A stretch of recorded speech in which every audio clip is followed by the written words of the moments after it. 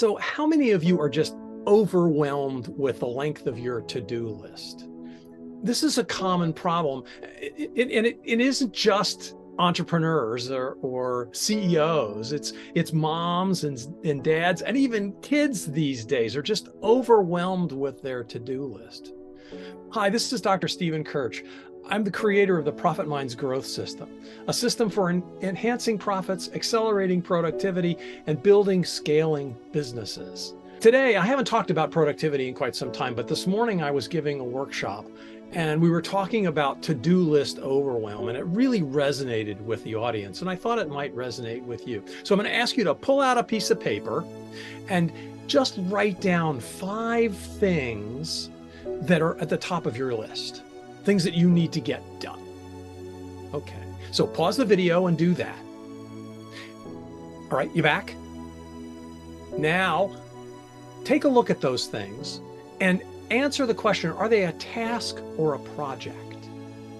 So let me define a project for you. A project is anything that takes more than one task. It's a series of tasks.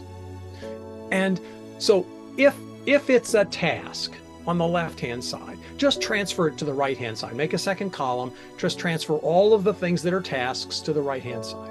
The things that are projects, leave where they are, and answer this question for me. What is the very next physical action that you can take to move that project forward? And write that on your list. I'd be willing to bet that if you look at that new right-hand column, it's going to seem a lot less overwhelming. So here's what you do.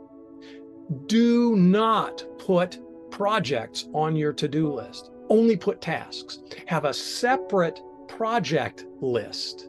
And you might have 25, 50, or even 75 of them. I don't care. But keep them over there. Only transfer tasks to your to-do list. And it's going to seem a lot less overwhelming.